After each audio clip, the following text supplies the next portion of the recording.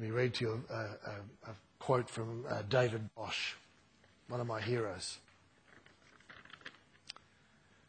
David Bosch, South African missiologist, says this: "Mission takes place where the church, in its total involvement with the world, bears its testimony in the form of a servant, with reference to unbelief, exploitation, discrimination and violence, but also with reference to salvation, healing, liberation, reconciliation and righteousness."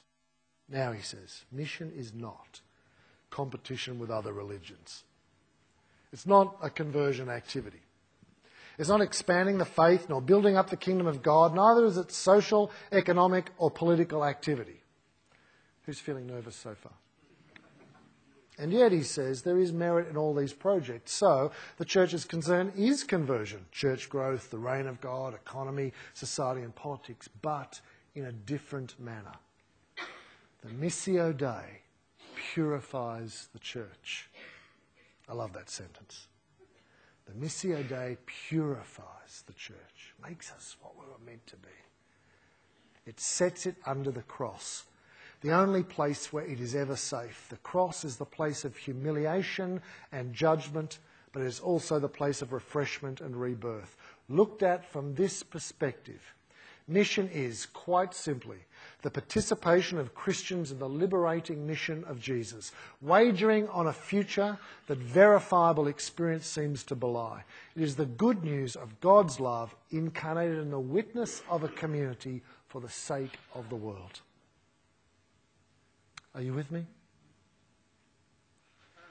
Awesome God, majestic God, distant God, wonderful God. Yes, it's all true. But he shows his majesty.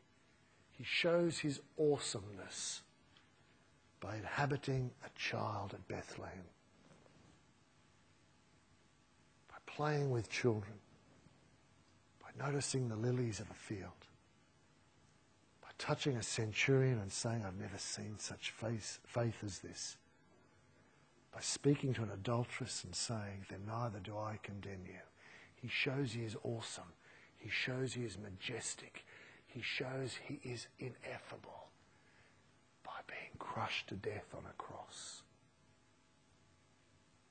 beaten and flogged and mocked and dressed up in ridiculous clothes. This is majesty. If you want a better religion than that, there's plenty on the market. But secondly, we discover something about the church. Just as we discover that God is the Missio Dei, not the temple God, we also discover something about his people, and that is this: we are not the people of the temple. Rather, we are a community called into mission for the sake of the world and sent to incarnate the gospel wherever God might place us. And here we were thinking all along the church was a building or a gathering or an event.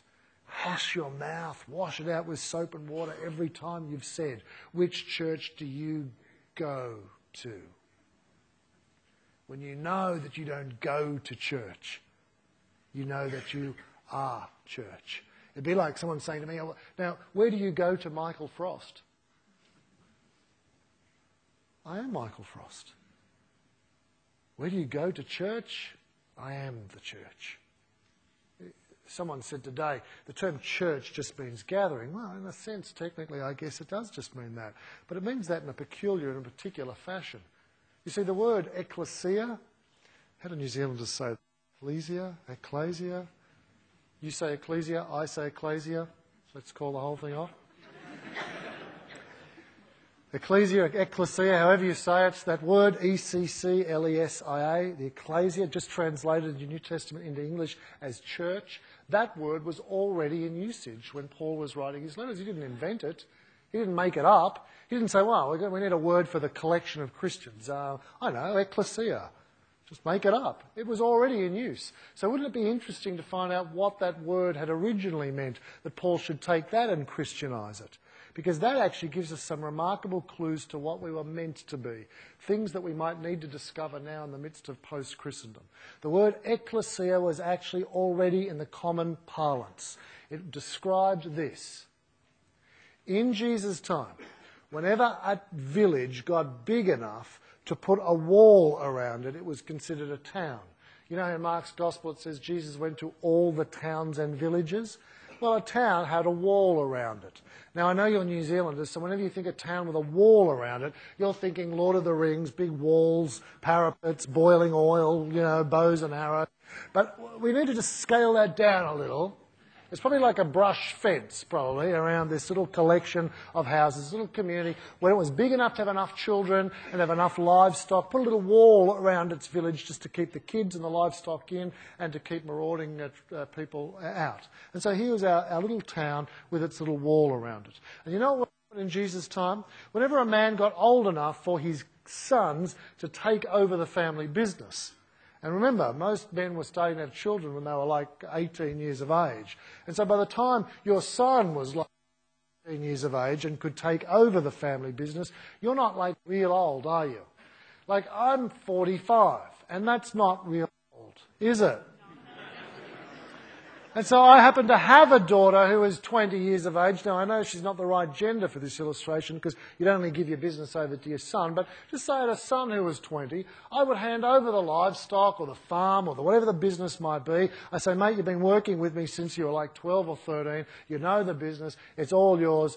Take it over. Now, what am I going to do? I'm not old at 45, remember? So am I going to go to some Jerusalem retirement village and play bridge? Or what do I do now? Like, I'm still young, I'm still fit, I'm still active, I'm not an old man. So what do I do with myself now that I'm kind of an elder in this tribe or this town or this village? Well, I'll tell you what we would do. Old white-bearded guys like me, we would go down to the city gate, to the town entrance area, and we'd sit around and we'd drink wine or coffee or whatever it was, and we would just kind of talk about life and, you know, history and culture and family and all that kind of jazz. And we served a particular purpose. We weren't just old blokes sitting down there playing cards. We would do something very peculiar and particular for the purposes of this town. You see, whenever the town had a moral, political or ethical issue, or whenever any individual in it had a particular issue, they would go down to the temple gate, down to the city gate, and they would sit down there with their fathers, their uncles, their grandfathers, and they would say, fathers of mine, I have a dilemma. My father has left the inheritance to my brother and I, and he wants to liquidate the asset. I want to keep it. We can't decide how to split the inheritance. What should we do? Does this ring a bell to you? Because someone actually comes to Jesus and says just the same thing.